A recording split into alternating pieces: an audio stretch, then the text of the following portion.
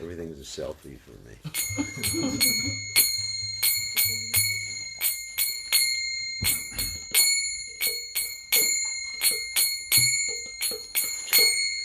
Jai Ho Radha Madhuva Kunya Vihare Jai Radha Madhava Kunya Vihare Jai Radha Madhuva Kunya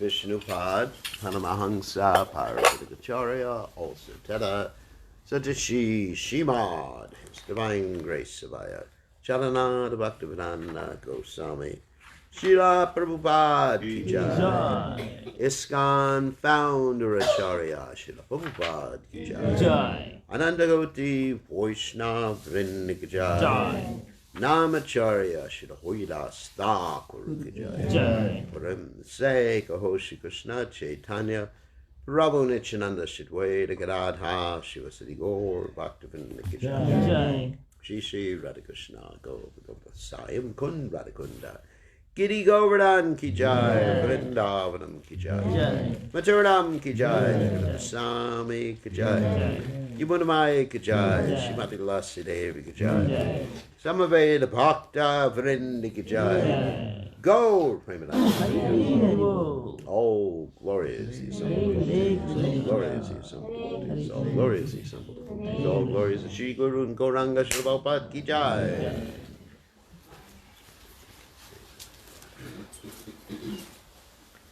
Alright, so Om Magada Timadandasha Gadanjana Shlakya Chakshur Meditam Yena Tasmai Shigave Namaha.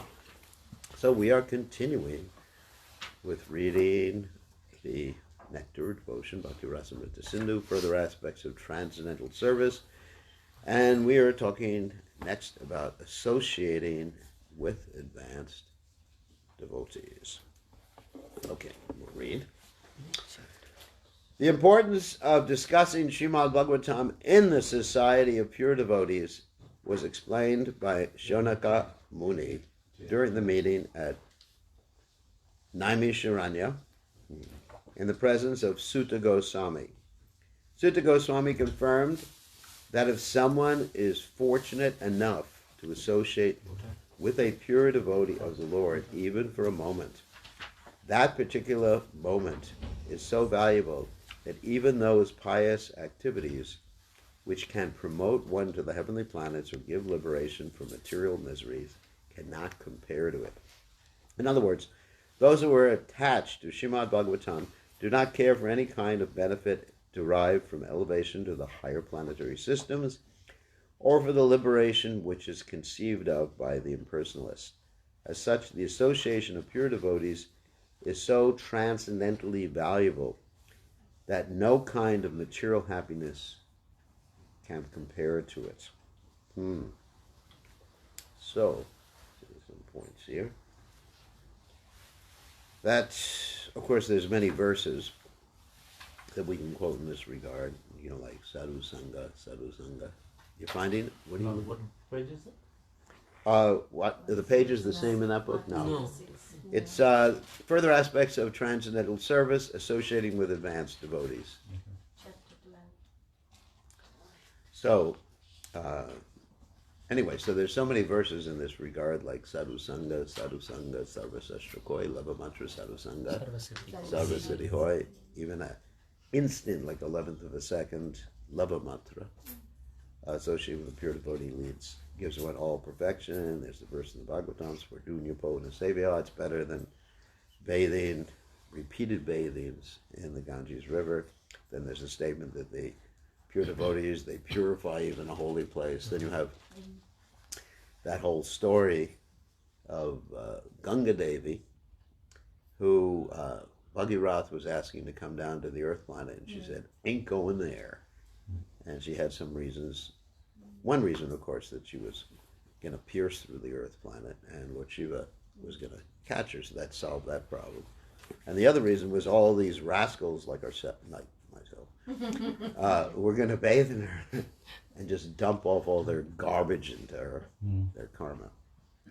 And the answer given by Bhagirath was that pure devotees will bathe in the Ganges, and they purify even the holy place. They take away all the bad stuff. And so that's the most purifying thing. Another thing that's interesting is that Srimad Bhagavatam, it's important to understand the whole process of how the Srimad Bhagavatam came to be. Who was the first person who spoke Srimad Bhagavatam? Does anyone know? Lord Shiva. What? Lord Shiva. Krishna. Shiva was born. Yeah. To Parvati, he instructed one. No. Krishna was the first one. Because Krishna said, you know, Hami Vasam Evagre Nanyad Yatsada Sadparam Paschadham Yadaitas Yovashaheta Soshmiyaham. That's the first verse, of course. That before the creation there was I, during the creation there was I, and after the creation there was I. And then, of course, you have Lord Shiva Parvati. But actually, Krishna talked to Lord Brahma. We're talking about our Sampradaya right now. 4 verses. What? The 4 verses, 4 key verses. Yeah, the 4 key verses, Chatur Shloki. 29, 33, 34, 35, and 36. And you can study those verses if you like. And then Lord Brahma spoke to Narada. Narada spoke to Vyasadeva. Vyasadeva taught Sukadeva Sukadeva Goswami. Sukadeva Goswami taught who? Sutta Goswami. Goswami. Sutta Goswami taught who? Saunaka. And the Sages of Shaunaka Rishi. Where were they located? Naimisharanya. And what were they doing before? Sacrifice. How long was the sacrifice going to be? 1,000. 1,000 years. And what was the problem with that sacrifice? Welfare of human beings. It was that with the sacrifice before they heard Srimad Bhagavatam. There's too much smoke. The smoke gets in your eyes. Yeah. They burn too much incense. Anyway. And here's another question: who was Sutta Goswami's father? Brahmashana Sutta. And how did he die? Lord Balram. Yes. And why is he called Sutta? Parrot. No, Sutta. I didn't ask Shuka. Its description is that his father is high That's right. high birth and No, his mother is. mother is High birth. Sutta, a sutta is the mother is higher birth than the father. Yes. It's called pratilom marriage. And there's anulom, which is, okay, the father is a higher caste than the mother. And it's interesting, that means that women also have caste, or, varnas, so to speak. So when people are arranging marriages, they should consider varnas. Otherwise, it can be a disaster. Okay, so let's continue. In the Hari Bhakti Shudhoya, there is a conversation between Prahlad Maharaj and his father Hiranyakashipu, in which Hiranyakashipu addresses Prahlad in this way: "My dear son, association is very important." So he's giving good instructions now. It acts just like a crystal stone, which will reflect anything which is put before it. Incidentally, Hiranyakashipu understood spiritual philosophy, in case you didn't know, because when his brother was killed by Lord Vishnu, what was his brother's name? Anyone know? Hiranyaksha. Hiranyaksha. Keeping everybody awake. Then Hiranyakashipu had to do what to utilize his philosophy? Console his wife. Not his wife. Hiranyaksha's. His wife didn't care about the whole thing. Hiranyaksha's wife. The whole family. The whole family. So he actually spoke, "You're not the body," and all this other nice stuff. So he actually had a lot of intelligence. Wasn't like an ogre. So he says it acts like a crystal stone which reflect anything which is put before it. And I actually Prabhupada very much stressed this, that whoever you associate, you become like. Prabhupada sometimes would say, if you go to a bar, you become a drunkard. If you go into the stock market, then become a stockbroker or something like that. Prabhupada said it's better if you're investing in stocks to actually associate with people who are investing in stocks, because you'll get into the same mood. Or if you go into a football game, it's like I would say, actually it was here in New Zealand in the departure lounge in Air New Zealand, in the lounge, and they were watching a game. The All Purples. I know it's there.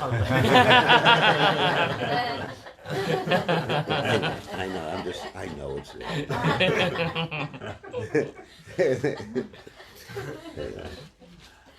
Actually, in America, they'd ask you to change that name, because it would be a racist name. Yeah, they wouldn't be allowed. So anyway, I was watching the game, and then, not that I was watching the game, but I was watching the people watching the game. And they're all just like associating with each other and grunting and groaning along with the players. It's like a zoo, basically. So like whoever you associate with, that's what you become like. And that's why we were talking yesterday about sending the children to school. Probably consider the ordinary schools to be slaughterhouses. They probably utilize that particular nomenclature. Slaughterhouse means they're slaughtering their spiritual lives, because especially a child is very vulnerable to association, and we mentioned yesterday social pressure, and anyway, it's very dangerous. Just like you wouldn't send your child or even an adult into the isolation ward in the hospital, let's say measles now, Yeah. just like with Madhava Sangini's child, they were afraid the child had measles and they wouldn't let anyone in to even see the child other than her. But the child doesn't have measles. And so worse than measles is car measles. Karma.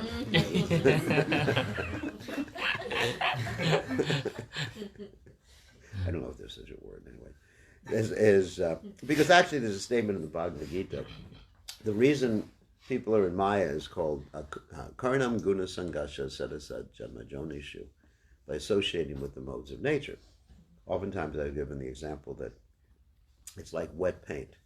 Like sometimes you'll go to someone's house and there'll be a sign, don't touch wet paint. And you touch it and your hand turns brown or black or something like that. And so the modes of nature are covering everything in this world that's not utilized for Krishna's service. Everything. Just like, food that's not offered to Krishna or anything. Even a car that's not offered to Krishna. It's not utilized in Krishna's service. I mean, sometimes our members come to the temple and they want to offer their car to Krishna, but they want to use it for themselves. Isn't it? They go, I'd like to offer this to Krishna. Thank you very much for your nice Tesla. You said, no. And the car puja. You do that here sometimes? Oh my God. Is it qualified to do car puja? Well, if it makes money, anything's bona fide. I mean, we have all the, I've never done it. we're selling, I'm not saying.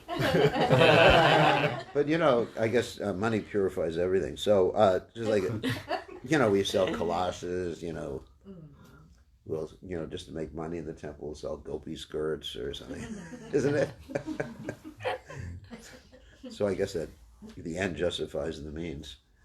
But I'm joking. But it's really like car puja. I've seen them put garlands on cars. They make the coconut on the wheel. Yeah. Lemon on the wheels.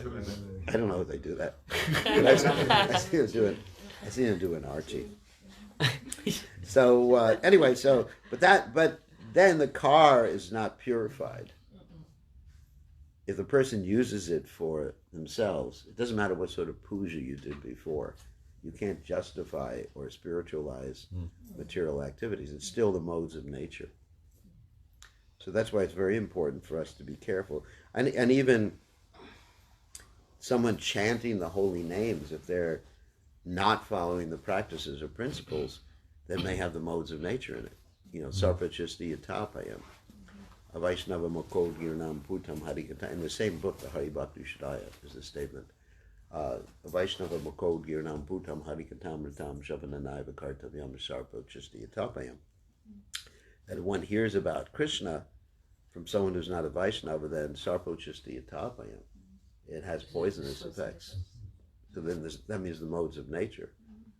So one has to be very careful what they hear, what they see.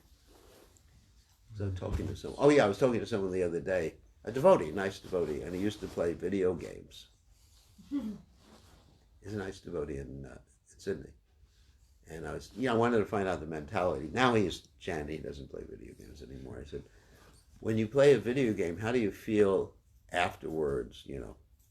When you finish with a video game, because it's really like association with the modes of passion and ignorance, like kill, everything. And he said, I feel like this world is unreal. But then he also feels that Krishna consciousness is unreal too.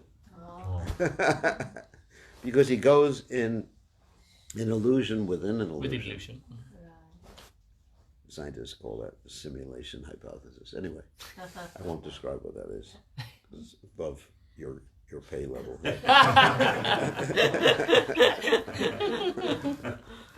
So he puts himself further into an illusion. Or one drinks, one's in the mode of ignorance. So, it takes a while. You just get out of it. Then you rise to this level of illusion, this gross illusion. And then you start chanting again. Hopefully you remember you're a devotee of Krishna. You actually forget things when you do things like that. Anyway, All right, so another example in this connection is that if a man is potent and a woman is not diseased, then by conjugation there will be conception. In this way, the same way, if the recipient of spiritual knowledge and the deliverer of spiritual knowledge are sincere and bona fide, there will be good results. So that's associating with advanced devotees. Actually, this is so important. And also, an advanced devotee gives us the Bhakti Lata Bij. You know, Brahmanda Brahmate Konno Bhagwan Jeev Guru Krishna Prasadi Bhakti Lata Bij. That we're wandering in this material universe. And I always use the example of how I got the Bhakti Lata Bij just by listening to the radio and Prabhupada was chanting. And I just like, wow. Then I lost interest in all my material things, especially my university. Whew, that was a disaster. Anyway. So sometimes, you know, devotees, people come to Krishna consciousness and they're studying to be a doctor or nurse or something like that. And they just say, I just want to be a devotee, I want to continue. I just have to pressure them to continue their education because basically people do lose their interest. And it's quite dangerous because you got to serve Krishna in this world with some particular talents. You know, you can't, otherwise you'll end up just cleaning houses later on. So, all right. So people should become doctors, right? Doctors, lawyers, whatever. Next one is chanting the holy name of the Lord. The importance of chanting Hare Krishna, Hare Krishna, Krishna Krishna, Hare Hare, Hare Rama, Rama Rama, Hare Hare, is very strongly stressed in the second canto, first chapter of verse 11 of Srimad Bhagavatam in the following way. Shukadeva Goswami tells Maharaj Parikshit, my dear king, if one is spontaneously attached to the chanting of the Hare Krishna Mahamantra, it is to be understood that he has attained the highest perfectional stage. It is specifically mentioned that the karmis, who are aspiring after the fruit of results of their activities, the salvationists, who are aspiring to become one with the Supreme Person, and the yogis, who are aspiring after mystic perfections, can achieve the results of all perfectional stages simply by chanting the Mahamantra. Shukadeva uses, actually there's this verse, Akama Savrakamo, Moksha Kamadara, the Tivrena Bhakti Yogena Yajeta Purusham Param. What that means is that we should encourage people, not disturb their material attachments, but encourage them in devotion. Krishna says this in the Gita. So if someone says, you know, I really want to make a lot of money, okay, chant Hare Krishna. Or I really, not, you don't run into many yogis anymore. I was just talking to someone yesterday, and they were asking me questions about, anyway, I know who it is. Krishna, anyway, KB Maharaj. And I was, was asking me a question, what do you do run into the yogis? I said, what are the yogis like? He said, well, they generally eat meat, and they have goat yoga now. I couldn't believe it. Because, yeah, the word yoga means to connect. To connect you with Krishna. It's like, you know, that's Krishna consciousness, like religion, to reconnect. Yoga, yukta. Yeah, it's from the yukta. So they don't really understand what yoga is other than some exercises. So there's beer yoga, wine yoga, and there's hot yoga. That's Bikram yoga. And there's goat yoga now. I haven't heard about that one before.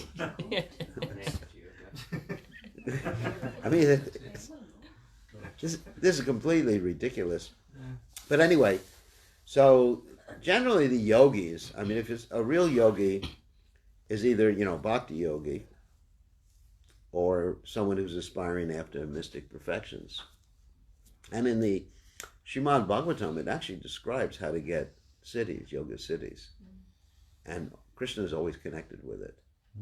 So you can explain to these, well, your yogis are bogies. But, bogi yogi. Rogi. Rogi. You know, rogi means sick. But anyway, so you can explain to these yogis that they're actually not your yogis, but You can explain that if they want mystic powers, turn them on to Srimad Bhagavatam, the explanations of Srimad Bhagavatam, and chant the holy names, because Krishna is the source of all mystic power. He's Yogeshvara. And so, anyway, so the point is, whatever you want, go to Krishna. And then you get purified, like Dhruva. He was purified. Now, he wanted something completely mundane. He wanted a kingdom greater than Lord Brahma. And then, after attaining that, he said, I'm looking for some pieces of broken glass, and I found a wonderful gem. So, in other words, don't discourage me. Don't go around smashing people. Say, someone says, well, I really want a big house. I want this. Don't go, that's Maya. You're going to lose people. Yeah. Just say, that's all right. No problem. Chant Hare Krishna. Krishna will fulfill all your desires. And Krishna may even take away all the desires, and that way they'll be fulfilled. In fact, that's the only way to fulfill desires, is to get rid of them. And the only way to get rid of them is to desire Krishna. It is specifically mentioned the karmis who are aspiring after the fruit results of their activities. We read that, by chanting the Maha Mantra. Shukadeva Goswami uses the word nirnitam, which means it has already been decided. He was a liberated soul and therefore could not accept anything which was not conclusive. So Shukadeva Goswami especially stresses that it has already been concluded that one who has come to the stage of chanting the Hare Krishna mantra with determination and steadiness must be considered to have already passed the trials of fruitive activities, mental speculation, and mystic yoga. Of course, there's that other verse. Aho bataswa pachatoga riyanyad vivagre vartate namatubhyam tapustapus jahuva shashna arya brahmanucha nama grananti yete. Anyone know that verse? No. See, you don't know that verse. So, aho, how amazing it is. That someone who is chanting the holy names, swapacha, they come from a family of dog eaters. Yaji Vagre Vartate Namatubhyam. Then it's understood, even though he's come from a low-class family, Tepustapus Jehuva Shashna Arya, that he's become an Aryan, a high-class person, and he's performed all the different austerities and penances simply by chanting the Lord's holy names. In other words, you don't have to go through the preliminary activities that are required in spiritual life. The same thing is confirmed in the Adi Purana by Krishna. While addressing Arjuna, he says, anyone who is engaged in chanting my transcendental name must be considered to be always associating with me. And I may tell you frankly that for such a devotee, I become easily purchased. Wow. Anyone who's engaged in chanting my transcendental name must be considered to be always associating with me. Of course, there's one word here we have to understand. Transcendental name, that's the Shuddha. No. Not as one chanting on the clearing platform or the offensive platform, but the Shuddha Nam. And to chant the Shuddha Nam, you have to be taken a shelter of initially by a pure devotee. In the Padma Purana also it is stated the chanting of the Hare Krishna mantra is present only on the lips of a person who has for many births worshipped Vasudeva. Again, here we're talking about Shuddhanam, the pure name. And by Prabhupada's mercy, because we've gotten association with Prabhupada, we've gotten the Shuddhanam. But if one doesn't hear the name from Prabhupada, gets it from one of these goat yogis, then it's not the same thing. It's not understood that every goat yogi who chants Hare Krishna has for many births been worshipping Vasudeva. It further said in the Padma Purana, there is no difference between the holy name and the Lord of the Lord and the Lord himself. As such, the holy name is as perfect as the Lord. That's that verse. Namachintamani Krishna's Chaitanya Rasa Vigraha. You know the verse? Okay. As such, the holy name is as perfect as the Lord himself in fullness, purity, and eternity. The holy name is not a material sound vibration, nor has it any material contamination. The holy name cannot therefore be chanted offenselessly by one who has failed to purify his senses. In other words, the materialistic senses cannot properly chant the holy names of the Hare Krishna Maha Mantra, but by adopting this chanting process, one is given a chance to actually purify himself so that he may very soon chant offenselessly. So that's what Bhaktivinoda Thakur said. The holy name is not simply the movement of the lips and the tongue. It has to descend. Golokera Premadana Harinam Sankirtana. So it has to descend from Goloka Vrindavan through a pure devotee, and then one has to become a good recipient or transmitter of the holy name by purifying his senses. What does it mean to purify the senses? Sarvapadi Vinir Muktam Tat Patatrena Nirmalam Rishiketa Rishikesha Sevana Patuchate. That means to understand, to give up all designations. Sanat Prabhupada would say we have designated senses. It means the senses are being filtered, the senses filtered by our material conceptions, by the modes of nature. And so when we see everything as connected to Krishna, we see Premanjana Churita Bhakti Vilochanena Santakshadaiva Vidyeshu Vilokayam Yang Shanmashandarava Chinchaguna Sarupam Govindamadi Purusham Tamaham Shami. Our eyes are tinged with the salve of love. Like, in other words, what does that mean? I love this tissue. You know, what it means is that you see everything meant to be used for Krishna. Like, for example, oh my God. Sorry if I offend anyone. So just like here in some people have this culture, they're pretty bold. Before the marriage, the women go shopping for the clothes, right? And they don't see everything as being used for Krishna. They see everything as being used for my profit, adoration, distinction. They go in front of a mirror.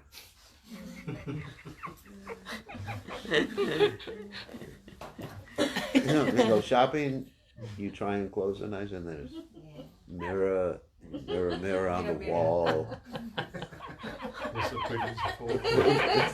Who's the biggest Maya Devi of them all? So that's not Premanjana Charita Bhakti Vilochanena. You know, that's Maya, whatever. And so, but a devotee, let's say, you know, if I walk into a flower shop, I'll think, oh, what'd be nice to offer these flowers to Krishna. But if someone is in love with their wife or whatever, they'll think, how nice if he'd offer them. Of course, you should still get some flowers for your wife. I remember there was one householder once. His wife said, "You never give me any flowers," and the man said, "Flowers are only for Krishna, not for someone with a mundane body." So, it's not that. I mean, Prabhupada said you have to act like you're attached. You don't want to disturb people's minds. Whack. Jewelry is only for Krishna, not for some stool body. You know? So you really have to be practical too. But still, you know, pure devotee, when he sees something, he thinks, can I use it for Krishna? Like Prabhupada said, you can have a picture of him pulling money in. Can I use it for Krishna? Because there was a picture of a Mayavadi pushing money away. So that's how a pure devotee thinks. How can I use that? How can I use that for Krishna? And that way, you know, that's detachment. That's real detachment. Anyway, that's very, very, very nice. So, Chaitanya Mahaprabhu has recommended that everyone chant the Hare Krishna mantra, cleanse the dust from the heart. If the dust of the heart is cleansed away, then one can actually understand the importance of the holy name. For persons who are not inclined to clean the dust of their hearts and who want to keep things as they are, it is not possible to derive transcendental result of chanting the Hare Krishna mantra. One should therefore be encouraged to develop his service attitude towards the Lord, because this will help him to chant without any offense. And so, Under the guidance of a spiritual master, the disciple is trained to render service and at the same time chant the Hare Krishna Maha Mantra. As soon as one develops his spontaneous service attitude, he can immediately understand the transcendental nature of the holy names of the Maha Mantra. And the final one is living in Mathura. In the Padma Purana, there's a statement about the importance of living in a holy place like Mathura or Dwarka. It is stated there, to travel to different places of pilgrimage means to attain emancipation from material bondage. This emancipation, however, is not the highest perfectional stage. After attaining this liberated stage, one has to become engaged in devotional service to the Lord. After attainment of the Brahma Bhuta liberation stage, one can further advance to engagement in devotional service. So this attainment of transcendental loving service to the Lord is the goal of life, and it can be achieved very easily for one who lives in Mathura Mandala, even for a few seconds. Wow. Mathura Mandala actually includes all of Vrindavan, the whole Braj. Braj Mandala. It's not just you go to the city of Mathura and just like see all the hellish traffic and you just sit there, for a few days. But, Mathura is transcendental too, but at the same time, Mathura Mandala does mean the whole of Braj. It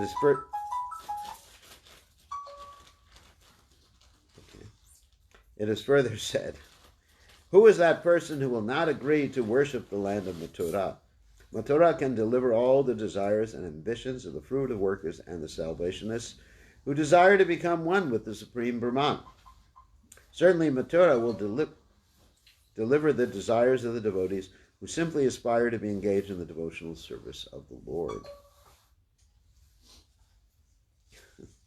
In the Vedic literature, it is also stated how wonderful it is that simply by residing in Mathura, even for one day, one can achieve a transcendental loving attitude toward the Supreme Personality of Godhead.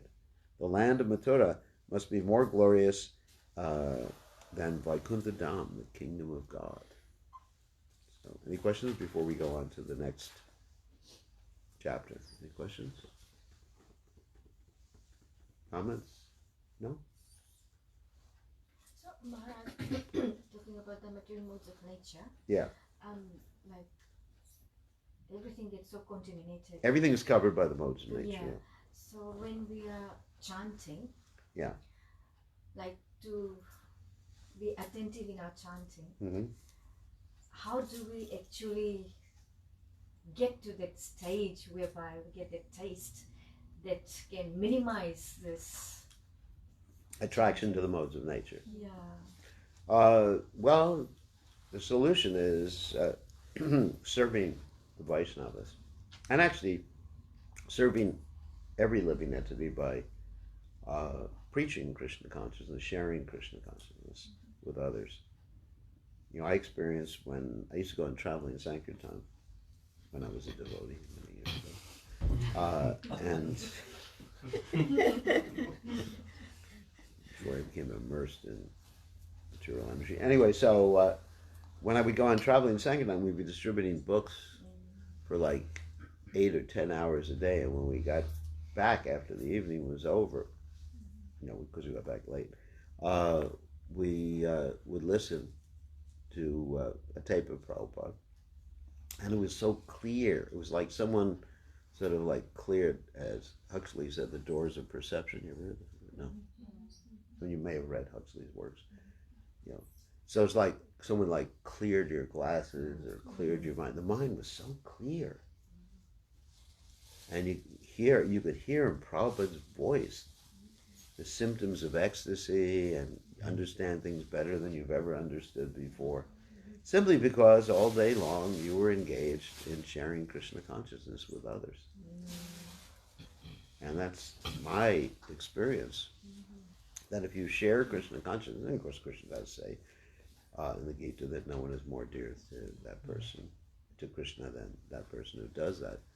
If you share Krishna consciousness, there's a nectar, ecstasy, and a purification that's unlike any other process of purification. Because that's Sankirtan. That's the Yuga Dharma. chanting by yourself is good. We do it, but it's not Sankirtan. Sometimes you can be considered Sankirtan because the word Sankirtan can mean complete or absorbed chanting. But Krishna especially appreciates it when we share with others. And then we get special, you get special nectar and special mercy. And then one's no longer attracted. I remember, life was so austere living in a van. Nowadays devotees aren't that austere anymore. We actually lived in a van and took baths outside in the middle of the winter where there was snow and ice. Here it's not so bad. You get a little rain and everybody starts crying with umbrellas and everything like that. We were walking this morning, everyone was saying, oh my God, he's going to die up there. But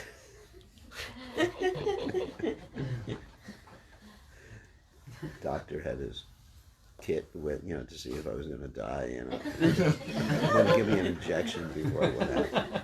So, but we used to go traveling Sankirtan. We'd sleep in the van, walk, with a jug of water, take a bath, and that was and then go out the whole day.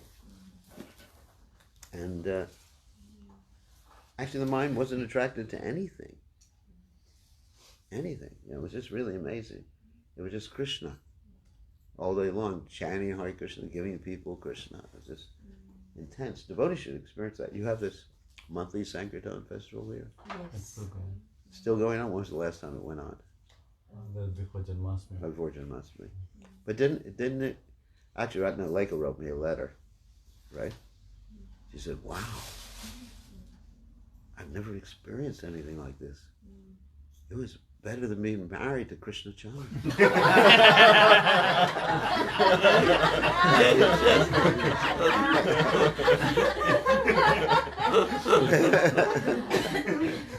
She didn't say that, but she said something like, thank you very much. It was just wow. It was like an eye opener, cleansing the heart. And that's what Lord Chaitanya says, Cheto Darpana Marshanam Baba Mahadvagni Nirvapanam. It cleanses the Cheto, the heart. It's a bath, for the heart. And so I'm sure you experienced that, when you went on that monthly Sankirtan festival. Yes. And it's hard in the beginning, you're knocking on the door or approaching someone, what are they going to say? And sometimes they do slam the door in your face. Or, some days are good, some days are bad. yeah, but at least you're going out. The purification is Yes. always good. Yeah. And then, get out of here, what are you, Hare Krishnas? Get a job. Whatever they all, isn't it? Yeah. They said that to you here too. Right? Not to me, but we have heard that. Yeah. Get a job. Yeah, now it would be easy. I just say, I'm retired, 7 years. I'm an adult, My job is to make your life miserable. Yeah. My job is to harass you. So, but there's a special nectar. That's really how you get detached. Vasudevi Bhagavati Bhakti Yoga Prayojita Janayati Asa Vairagyam Yanam Charya the Hoitukam. And that statement is it's Bhagavatam. You know the verse? One who renders Vasudevi Bhagavati unto Bhagawan. It's unto. That's Bhakti Yoga Prayojita, who actually engages in preaching and does Bhakti Yoga. Janayati Asu Vairagyam. Then automatically he gets detachment. It's causes and Jnanam Chalyata Hoitukam. Get knowledge, but then the last word is a Hoitukam. You know what a Hoitukam means? Without cause. Without, it's all of a sudden the person's detached. What happened? Causes mercy. Well, causes detachment. Basically, it's causes detachment and knowledge. Yeah. Yeah, well, that's a different verse. Yeah, Savai Pumsam. That's a different verse. So, it means that one performs Bhakti Yoga, automatically this detachment comes. Because, it's a higher taste, the same thing. And then you're no longer interested in the modes of nature. You become neutral, which is called nirapeksha. Nirapeksha means neutral, not that you're attracted or repulsed. You know, if you're repulsed, the devotee will say something, ooh, that car, that Tesla. Notice how I use always that car. But it's just neutral. That's all. And of course, you all know that funny thing, like Prabhupada was walking on the beach one time with the devotees, and they saw a big car, and Prabhupada said, in the future we'll have many big cars like this, and the devotees went, Jai Prabhupada.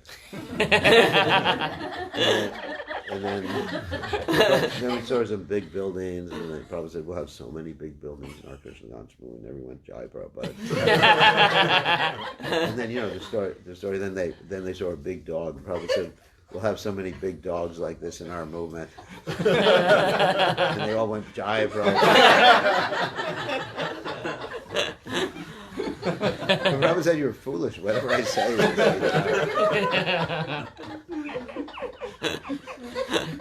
You've heard me tell that story before. But, but we do want so many big things. Prabhupada wanted this Temple of the Vedic Planetarium. We were reading yesterday that Prabhupada wanted it, but he didn't want the devotees to over-endeavor in doing it. Prabhupada, at a certain point said, if it's too much, then just reduce. Remember, we were reading that yesterday? So you have to be careful about the principle, achahara prayasas, jat prayasas. That means over-endeavor. Over-endeavoring for things. Because here, actually we're reading today, one should chant and do service. Not that one should just do service and not chant, or just chant and not do service. So it's a balance in life. Service helps you develop a taste for chanting, especially service to Vaishnavas or to any living entity. You have to be compassionate to living entities. All right, so any other questions before we... Do we have time? No, we don't have time because we have a full schedule. Okay, so today, of course, is half-day fast. And if you can't do a half-day fast, you just eat something raw in the morning, just like fruit or something like that. Fruit nuts. You shouldn't eat anything cooked. It's also Kadasi. It's a half-day fast because tomorrow is Vamana Day's appearance day, and you're not supposed to fast on the day after Kadasi. Yes. So that's why you do the fasting on Kadasi. So it's a half-day fast, and anyway, you can eat fruit, some nuts or something in the morning, but nothing more heavy than that, if you can. And I do because my energy, my health, I can't fast completely. It affects the body.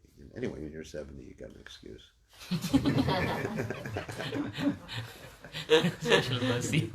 Just wait. And if you can fast half a day, it's nice. And not eating anything half a day, it's not going to kill you. So there's no fasting tomorrow? There's no fasting tomorrow. No. You never fast the day after Kadasi. Oh, okay. It's against the law. The Vaishnava law. No, there's no fasting. That's why it says fasting for Vamana Day's appearance, which is tomorrow, and also Jiva Goswami's appearance. We generally don't fast for Jiva Goswami's appearance, but it's combined with Vamana Day's appearance. And so the fasting is done for a half day on the Ekadashi.